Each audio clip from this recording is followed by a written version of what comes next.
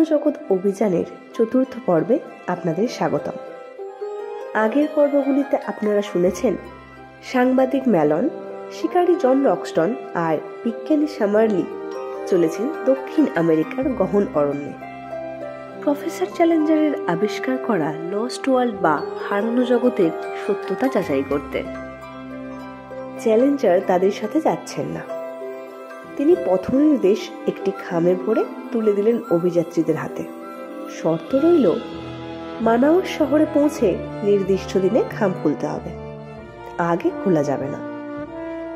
তাই করা হলো, কিন্তু খাম খুলে দেখা গেল ভিতরে আছে একটি সাদা কাগজ। তারপর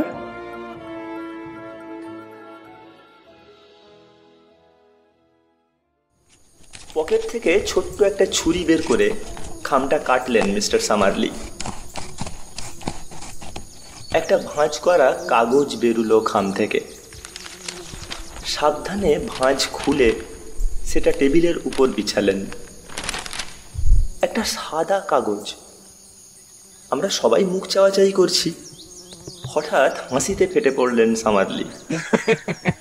আর কি প্রমাণ চাও তোমরা? এটাই তো তার স্বীকারোক্তি। নিজের অযোগ্যতা নিজেই স্বীকার করলো। এখন দেশে ফিরে গিয়ে তার মুখোশটা খুলে দেওয়া ছাড়া আমাদের আর কিছু করার নেই। আমি বললাম, অদৃশ্য কালি? মনে হচ্ছে না, এই কাগজে কোনোদিনই কিছু লেখা হয়নি, এটা আমি শপথ করে বলতে পারি। এমন সময় বাইরের বারান্দা থেকে অতি অস্বাভাবিক জোরে কেউ জিজ্ঞাসা করলেন, ভেতরে আসতে পারি? বেঁটে আকৃতির একজন মানুষ দরজায় দাঁড়িয়ে ঘরের ভিতরে আসা আলোর পরিমাণ কিছুটা কমিয়ে দিয়েছে। সেই স্বর আর সেই বিরাট কাঁধ। আমরা সবাই চেয়ার থেকে লাফিয়ে উঠে দাঁড়ালাম। প্রফেসর চ্যালেঞ্জার আমাদের সামনে দাঁড়িয়ে আছেন। একটু এগিয়ে এসে বললেন, আমি দুঃখিত যে কয়েক মিনিট দেরি করে ফেলেছি পৌঁছতে। খামটা দেবার সময় আমি ভেবেছিলাম যে ওটা খোলার সুযোগ দেব না আপনাদের। ইচ্ছে ছিল আরো ঘন্টাখানেক আগেই আমি পৌঁছবো, কিন্তু তা সম্ভব হলো না আমার পাইলটের একটা ভুলে। প্রফেসর সামারলি আমাকে নিশ্চয়ই সাপসাপান্ত করছেন। আমি প্রশ্ন করতে বাধ্য হচ্ছি, কেন আপনি এই পথ বেছে নিলেন? আমাদের অভিযান এখানেই শেষ হয়ে যেতে পারত। এই কথার কোনো জবাব না দিয়ে জন আর আমার সঙ্গে হাত মেলালেন চ্যালেঞ্জার। কিন্তু সামারলির সাথে হাত না মিলিয়ে একটু ব্যঙ্গ ভরে কুর্নিশ করলেন। তারপর একটা বেতের চেয়ার টেনে বসলেন। যাবার জন্য সব তৈরি তো? আগামীকালই আমরা রওনা হতে পারি। তবে আমরা কালই রওনা হব। এখন আর ম্যাপ দেখার দরকার হবে না, আমিও যাব আপনাদের সাথে। আমার সুযোগ্য নির্দেশে আপনারা ঠিক ঠিক জায়গা মতো পৌঁছে যাবেন। জন রক্সটন এসমেরাল্ডা নামে একটি স্টিম লঞ্চ ভাড়া নিয়েছেন আমাদের জন্য। আমি প্রফেসর চ্যালেঞ্জারকে বললাম, আমরা পুরোপুরি তৈরি। খুব ভালো। আজ রাতের মধ্যেই সবাই গোছগাছ যা করবার করে রাখবেন। কাল খুব ভোরেই আমরা রওনা হব।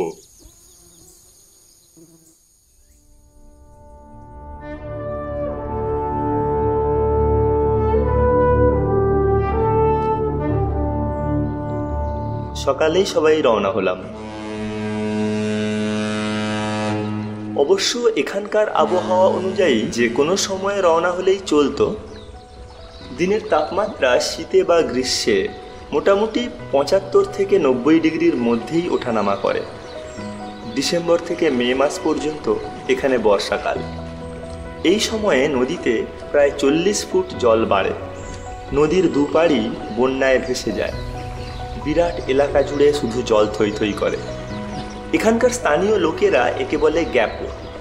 পায়ে চলার জন্য বেশ কষ্টসাধ্য, আবার জাহাজ চলার জন্য অগভীর। জুন মাসে জল নামতে শুরু করে। অক্টোবর নভেম্বরের দিকে নদীতে জল সবচেয়ে কম থাকে। এখন এখানকার বিশাল নদী আর উপনদীর জল অনেকটা স্বাভাবিক। নদীর ঢাল মাইলে 8 ইঞ্চির বেশি না হওয়ায় স্রোত এখানে খুবই কম। জাহাজ নিয়ে উজানে এগোনো আমাদের পক্ষে অত্যন্ত সহজ হল। দ্রুত এগিয়ে চললাম। এক টানা 3 দিন চললাম উত্তর পশ্চিমে। মোহনা থেকে প্রায় 1000 মাইল দূরেও নদী এখানে যথেষ্ট চওড়া। 4 দিনের দিন আমরা আমাজনের একটি উপনদীতে ঢুকলাম। মুখের কাছে প্রায় আমাজনের মতো চওড়া হলেও কিছু দূর এগুতেই সরু হয়ে এলো নদী। আরও 2 দিন চলার পর একটা ইন্ডিয়ান গ্রামে পৌঁছালাম। এখান থেকেই প্রফেসরের নির্দেশে জাহাজকে ফেরত পাঠানো হলো। 2 আগস্ট তারিখে ফেরত চলে গেল এসমেরাল্ডা, আর সেই সাথে বাইরের পৃথিবীর সাথে আমাদের সমস্ত যোগাযোগ বিচ্ছিন্ন হয়ে গেল।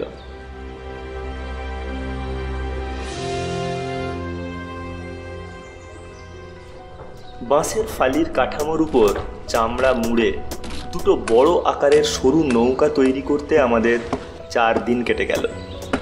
খুবই হালকা করে বানানো হলো নৌকা, যেন কোনো জলপ্রপাত বা অন্য কোনো বাধা এলে দরকার মতো সহজেই বয়ে নিয়ে যাওয়া যায়। আরও 2 জনকে নেওয়া হলো নাবিক হিসেবে, আটাকা আর ইপেটু। প্রফেসরের গত অভিযানে এই 2 জন তার সাথে ছিল। ওরা প্রথমে ভয়ে যেতে রাজি হয়নি, কিন্তু ওদের গোষ্ঠীর সর্দারের কথা অমান্য করার উপায় নেই এই সমাজে। উপহার আর টাকা দিয়ে প্রফেসর সর্দারকে রাজি করিয়ে ফেলেছেন, সুতরাং বাধ্য হয়েই রাজি হতে হয়েছে ওদের। নৌকায় আমাদের সব মালপত্র বোঝাই করা হলো। আগামীকাল রওনা হব অজানার উদ্দেশ্যে।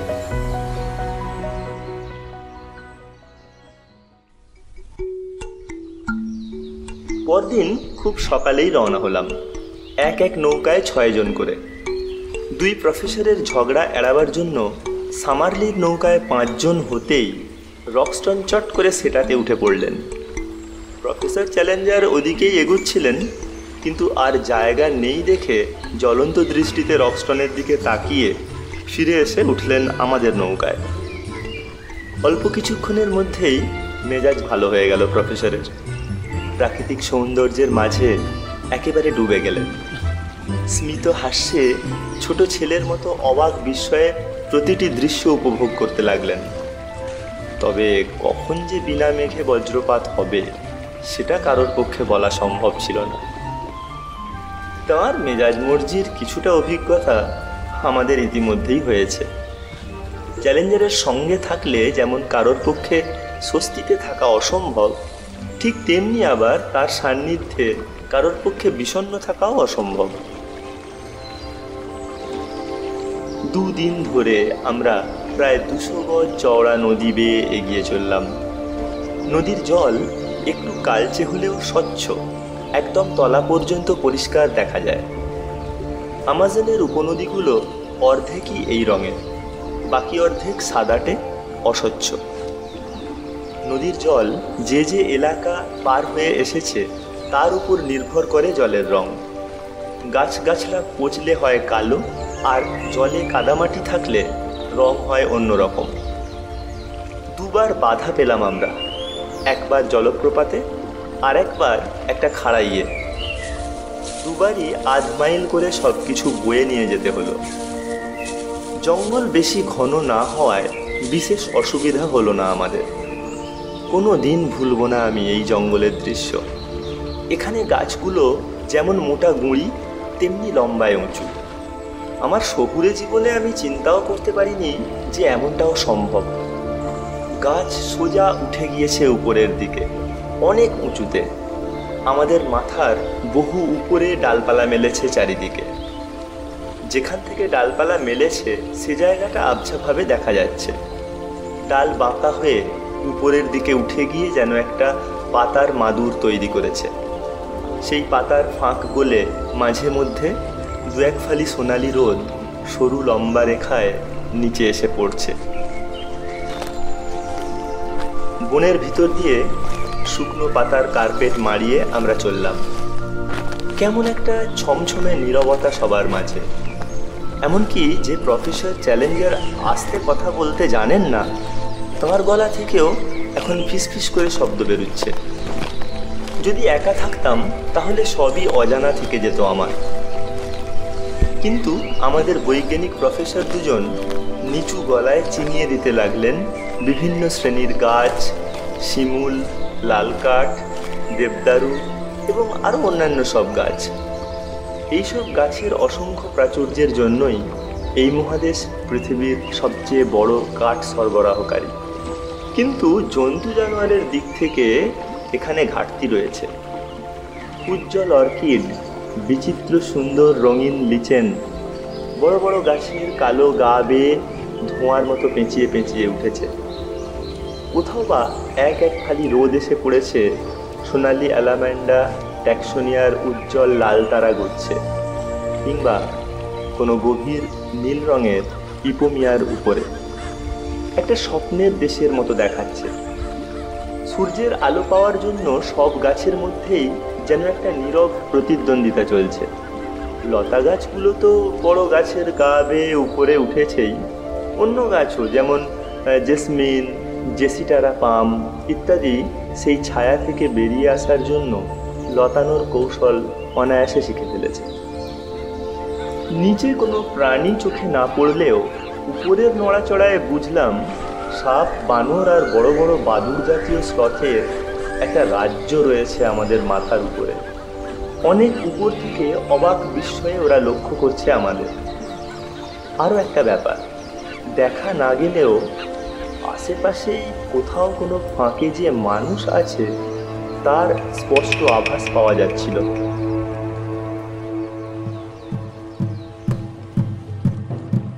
তৃতীয় দিনে বাতাসে ভেসে এলো গুরুগম্ভীর দ্রুম দ্রুম শব্দ। আমাদের কেন নৌকা দুটো একটা আরেকটাকে খুব কাছাকাছি অনুসরণ করছে। সঙ্গের ইন্ডিয়ান অনুচরেরা সবাই যেন একেবারে পাথর হয়ে গেল। তাদের চোখে মুখে ভয়ের চিহ্ন। কি হয়েছে আমি জিজ্ঞাসা করলাম।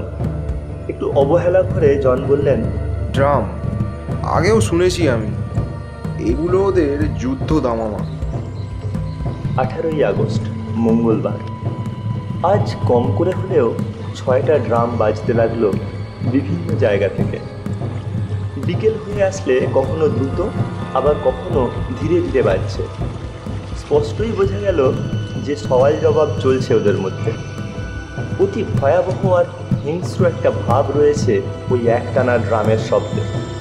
মনে হলো যেন এরা এক কথাই বারবার বলে চলেছে, সুযোগ পেলেই মারবো তোদের, সুযোগ পেলেই মারবো তোদের, এইবারেতে মারবো তোদের, সুযোগ পেলেই মারবো তোদের। নীরব বনের মধ্যে কেউ নড়ছে না। ছায়া ঘেরা বনে সুন্দর শান্ত স্নিগ্ধ পরিবেশ বিরাজ করছে, কিন্তু তারই পিছন থেকে একটানা হুমকি আসছে ভেসে, সুযোগ পেলেই মারবো তোদের, সুযোগ পেলেই মারবো তোদের। সারাদিন ধরে ড্রামগুলো গুড় গুড় ফিসফিস করল। সেই ভীতিকর শব্দ প্রত্যেকটা স্থানীয় লোকের মুখে সুস্পষ্ট ভয়ের ছাপ এঁকে দিয়েছে। এমনকি ক্ষিপ্র চিতার মতো গোমেজ, সেও কেমন চুপসে গিয়েছে। বিজ্ঞানী দুজনকে দেখে অবাক হতে হয়। মানুষ খেকোদের ড্রাম আদৌ বিচলিত করতে পারেনি তাদের।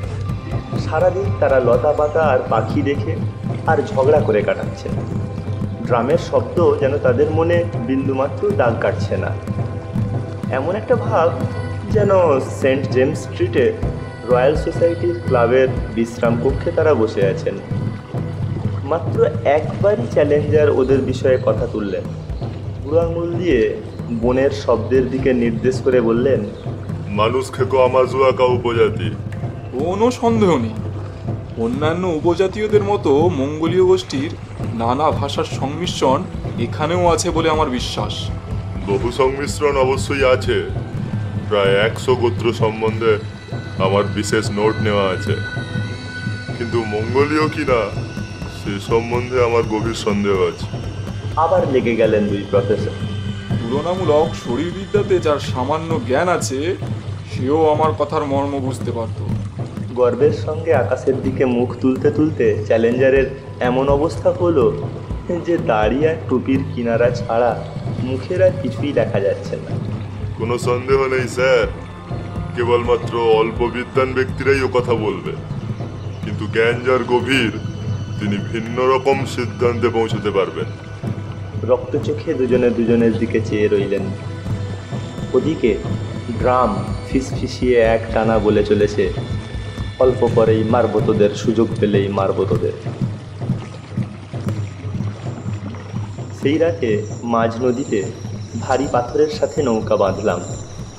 সেই সাথে যে কোনো আক্রমণকে প্রতিহত করার সব রকম ব্যবস্থাই নেওয়া হলো, কিন্তু কোনো আক্রমণ এলো না। সকালে আমরা আবার রওনা হলাম। ধীরে ধীরে ড্রামের শব্দ পিছিয়ে পড়তে লাগলো। বিকেল 3টের সময় প্রায় 1 মাইল লম্বা একটা খাড়াই আর প্রবল স্রোতের সম্মুখীন হলাম আমরা। মনটা খুশিতে ভরে উঠল আমার। কিন্তু চ্যালেঞ্জারের গল্পের সাথে হুবহু মিলে যাচ্ছে।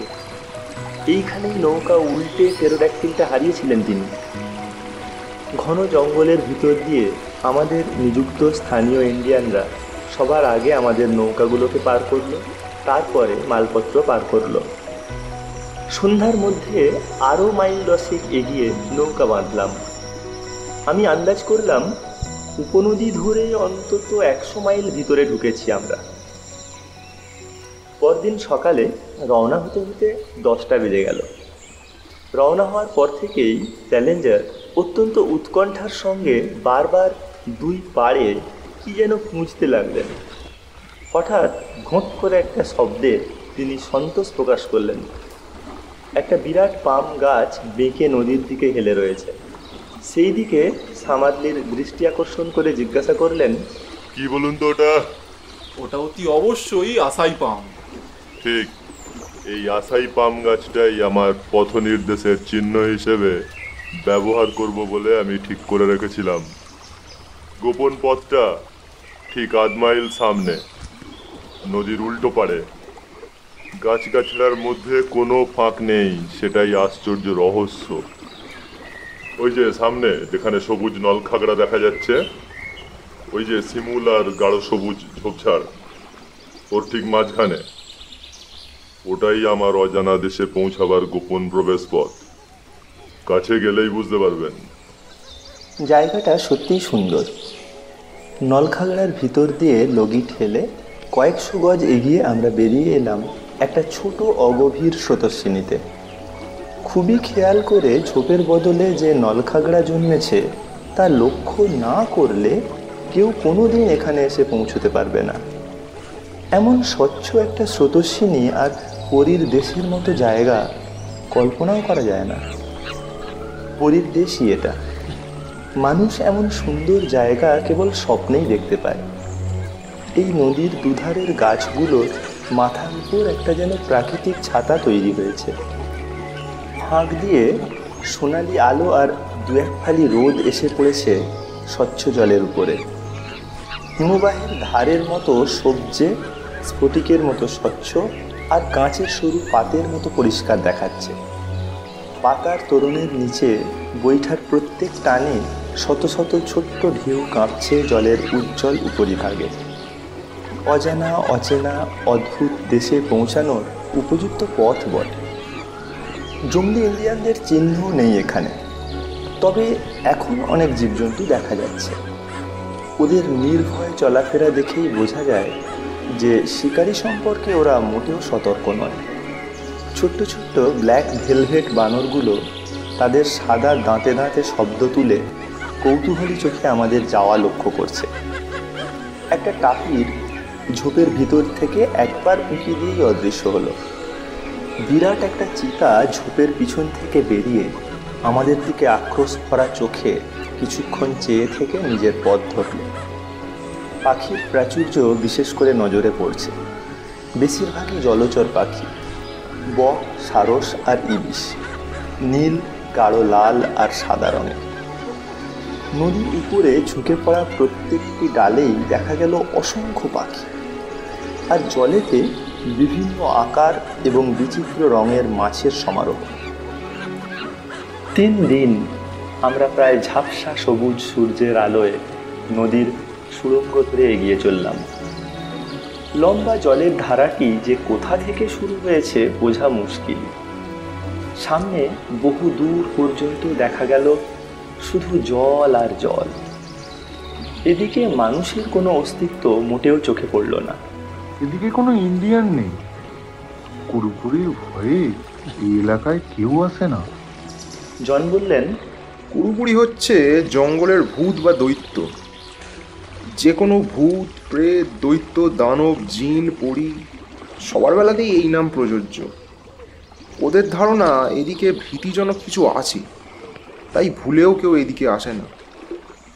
তৃতীয় দিনে পরিষ্কার বোঝা গেল আমাদের নৌকাযাত্রার পথ এবার ফুরিয়ে এসেছে। স্রোতের ধারাটা দ্রুত অগভীর হয়ে এলো। 2 ঘন্টায় আমাদের নৌকা দুবার তলায় ঠেকে গেল। শেষ পর্যন্ত 2টি নৌকাই ঝোপের মধ্যে টেনে তুলে রাতের মতো ক্যাম্প করলাম। সন্ধ্যায় তাঁবুর ভিতর আমরা 4 জন আলাপ করছি ভবিষ্যৎ কর্মসূচি নিয়ে। 2 প্রফেসর যথারীতি পরস্পরের পিছনে লেগেছেন। বাইরে একটা ধস্তাধস্তির শব্দে আমরা বেরিয়ে আসার আগেই হারকিউলিস জাম্বো গোমেজকে ধাক্কা দিতে দিতে তাঁবুতে ঢুকলো। জাম্বোর ভাঙা ভাঙা ইংরেজিতে বোঝা গেল যে আমাদের তাঁবুর পিছনে সন্দেহজনকভাবে উবু হয়ে বসেছিল গোমেজ। খাঁটি ইন্ডিয়ান অধিবাসীরা মিশ্র রক্তের মানুষকে একেবারেই দেখতে পারে না, রীতিমতো ঘৃণা করে। সুযোগ পেয়ে প্রভুভক্ত কুকুরের মতো গোমেজের উপর ঝাঁপিয়ে পড়েছে জাম্বো। হঠাৎ ছুরি বের করে কোপ মারল গোমেজ। অদ্ভুত ক্ষিপ্রতার সাথে হাতের কবজিটা ধরে ফেলল জাম্বো। তার হাতের মাংসপেশিগুলো ফুলে উঠল। এক হাতেই মোচড় দিল সে। গোমেজের হাত থেকে ছুরিটা মাটিতে পড়ে গেল, কিন্তু তারপরেও হাত ছাড়ল না জাম্বো। জন বাধা না দিলে হয়তো হাতটা মুচড়েই ভেঙে ফেলত সে। গোমেজ খুবই কাজের লোক, কোনো কাজেই তার না নেই। কৌতূহল চাপতে না পেরে হয়তো শুনতে চেষ্টা করেছিল আমরা কোথায় যাচ্ছি বা আমাদের উদ্দেশ্য কী। গোমেজকে ভৎসনা করে দুজনের হাত মিলিয়ে আবার ভাব করিয়ে দেওয়া হলো।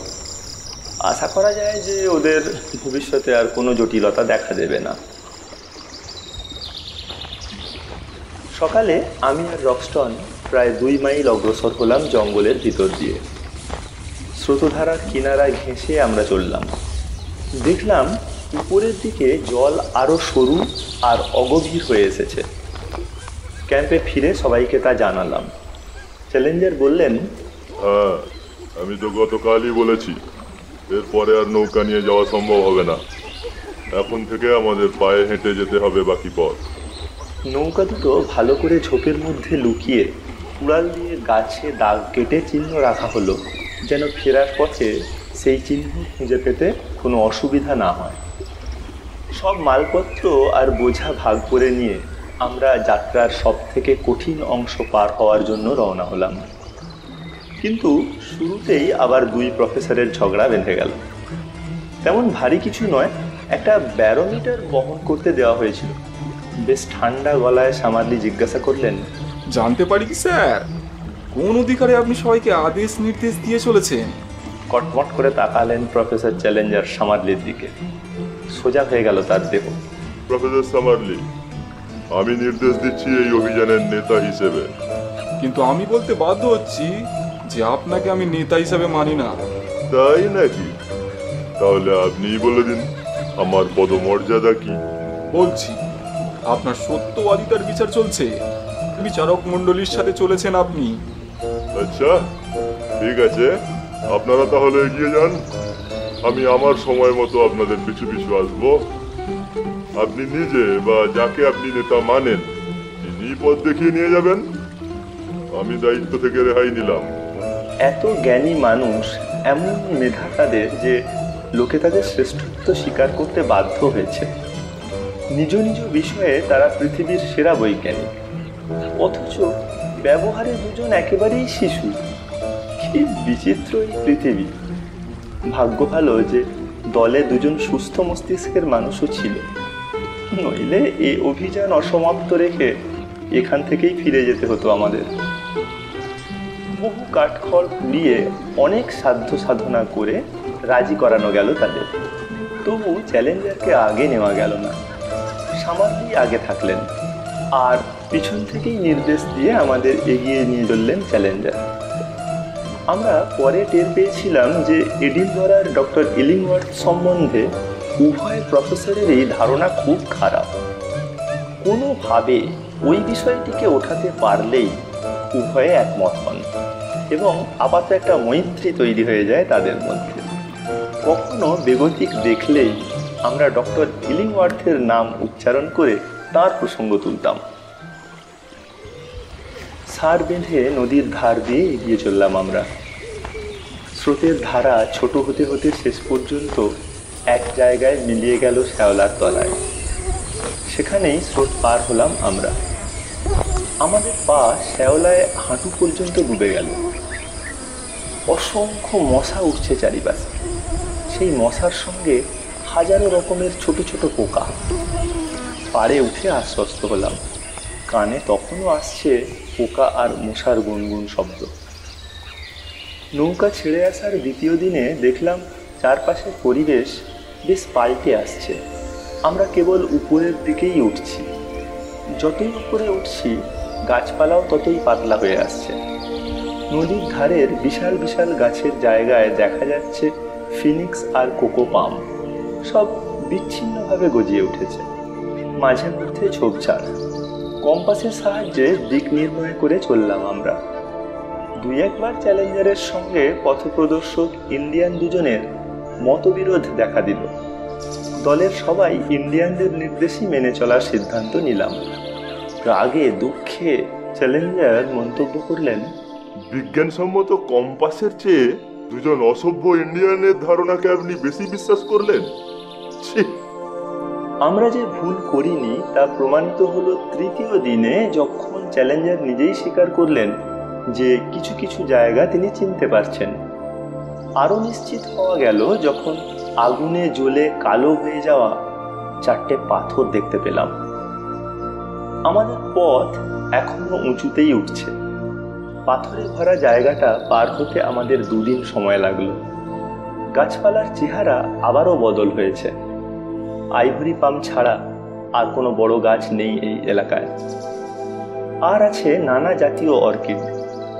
এইখানেই আমি দুর্লভ ন্যাট্রোনিয়া ভেক্সিলারিয়া এবং গোলাপি লাল রঙের ক্যাটালিয়া আর অর্ডোগ্লসাম চিনতে পারলাম। একটি দুটি ছোট ঝর্ণা ছোট ছোট পাথরের নুড়ির উপর দিয়ে পাহাড়ের খাঁজ বেয়ে নেমে গিয়েছে। দুধারে শ্যাওলা। প্রতি সন্ধ্যায় আমরা কোনো একটি ঝর্ণার ধারে ক্যাম্প করি। ঝাঁকে ঝাঁকে মাছ ঘুরছে ঝর্ণাগুলোতে। পিঠের রং নীল, প্রায় ইংলিশ ট্রাউটের সমানই বড়। আকৃতিও একই রকমের।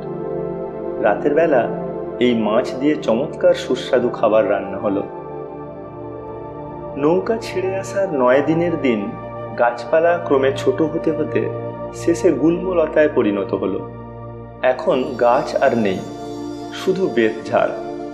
এতই ঘন যে কুড়াল আর বড় ছুরি দিয়ে না কেটে ভিতরে ঢোকাই যায় না। সকাল 7টা থেকে আরম্ভ করে সারাদিন পার করে রাত 8টা বেজে গেল আমাদের বেতবন পার হতে। মাঝে 2বার 1টা ঘন্টা করে মাত্র বিশ্রাম নিয়েছি। এমন একঘেয়ে ক্লান্তিকর পথ যে চিন্তাই করা যায় না। সবচেয়ে খোলা জায়গাতেও 10-12 গজের বেশি নজর যায় না। বেশিরভাগ সময়ই আমি কেবল লর্ড জনের জ্যাকেটটুকু দেখতে পেয়েছি। তার দুপাশে ঝোপঝাড় হলদে দেওয়ালের মতো দাঁড়ানো। এমন জঙ্গলে কিসের বাস জানি না, তবে কয়েকবারই আমাদের খুব কাছ থেকে কোনো ভারী জন্তু ছুটে পালিয়ে গেল। জন ধারণা করলেন যে ওগুলো বুনো ষাঁড়। রাত হতে ঝোপঝাড় পরিষ্কার করে আমরা তাঁবু ফেললাম। সবাই ক্লান্ত। পরদিন সকালেই আবার রওনা হলাম। আমাদের সামনের দৃশ্য আবার পাল্টাচ্ছে এখন। খোলা প্রান্তর ক্রমে উপরের দিকে উঠে গেছে, অসংখ্য ফার্ন গাছে ভরা। প্রান্তরটা তিমি মাছের পিঠের মতো বাঁকা হয়ে ওপাশে অদৃশ্য হয়ে গিয়েছে। দুপুর নাগাদ আমরা বাঁকের মাথায় পৌঁছালাম। ওপাশে ছোট অগভীর উপত্যকা, তারপরে আবার মাঠ ঢালু হয়ে উপরের দিকে উঠে গিয়েছে। দুজন ইন্ডিয়ানের সাথে প্রফেসর চ্যালেঞ্জার সবার আগে আগে চলছিলেন। হঠাৎ থেমে উত্তেজিতভাবে ডান দিকে দেখালেন তিনি। তাকিয়ে দেখলাম প্রায় মাইল খানেক দূরে বড় একটা সাদা রঙের পাখি ডানা ঝাপটে ধীরে ধীরে মাটি থেকে উপরে উঠল। খুব নিচু দিয়ে সোজা উড়ে আড়ালে চলে গেল পাখিটা। দেখেছেন সামারলি, দেখেছেন? পাখিটা যেখানে অদৃশ্য হয়েছে সেদিকে তাকিয়ে আছেন সামারলি নীরবে। তারপর ব্যঙ্গ ভরে জিজ্ঞাসা করলেন, তা ওটা কি বলে দাবি করছেন আপনি? আমার যতদূর বিশ্বাস ওটা একটা টেরোডাক্টিল। ও, ওটা একটা বড় সারস ছাড়া আর কিছুই নয়।